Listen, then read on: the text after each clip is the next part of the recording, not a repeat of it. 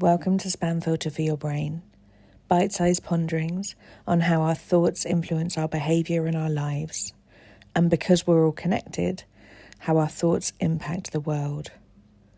I'm here to help people reconnect with their bodies and declutter their brains.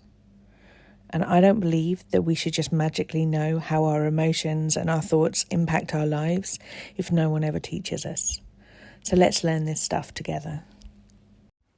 It's really easy for everyone to say, oh, you shouldn't compare yourself to other people.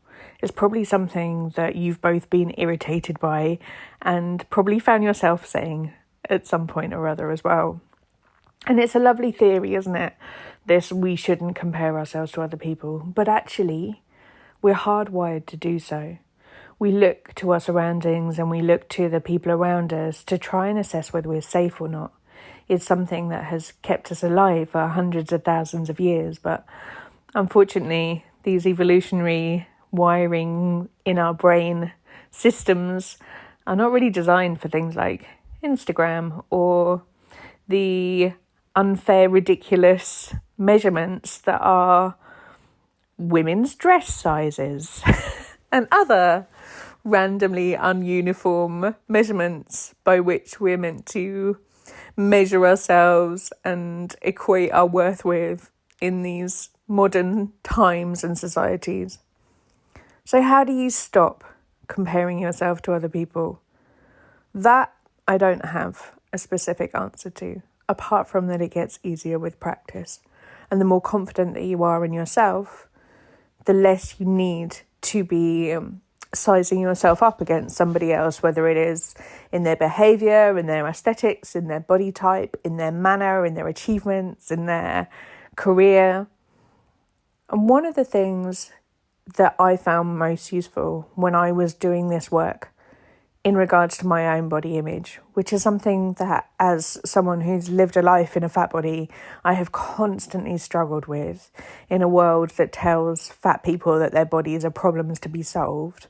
I needed something to stop me measuring myself against these very monolithic beauty standards that we are told are the only way to become successful, attractive, safe, lovable, all of these messages that are repeatedly hammered home to us.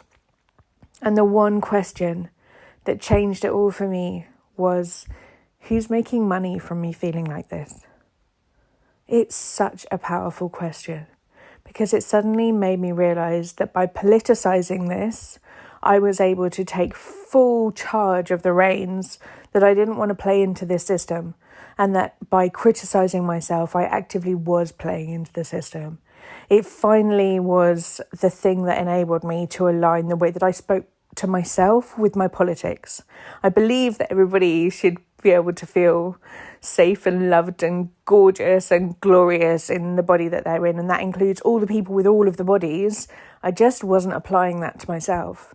And this one particular question, who's making money, who is profiting from me speaking to myself in this abjectly cruel manner, enabled me to go, I don't want to be putting my self-criticism and my self-hatred into someone else's pocket in financial reward. I don't want to be rewarding someone else for my poor behaviour.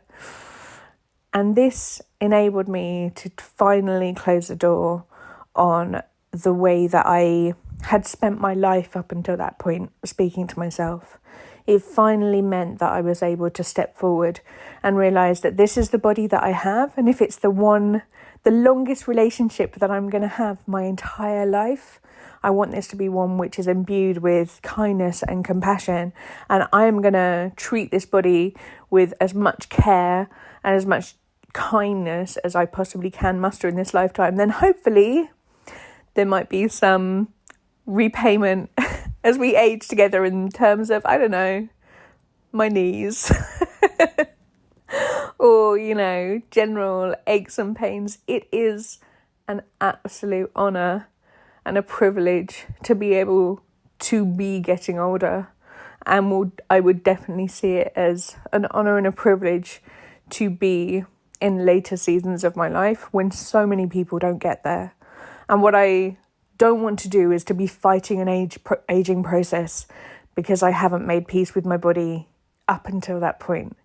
What I want to be doing is to be able to be constantly improving the relationship I have with this house that tells my story, that travels with me wherever I go, tries to protect me at every juncture, even when I'm not willing to try and protect myself, and really carries me around in the world and enables me to do all of the magical things, from talking to you on this podcast to jumping in puddles to having my breath change at the sight of a gorgeous sunset.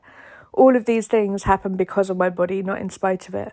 And I'm able to appreciate things like that now that I have freed myself from thinking that it should look a different way or be a different size or present in a different form in order for it to be worthy of taking up the amount of space that it does.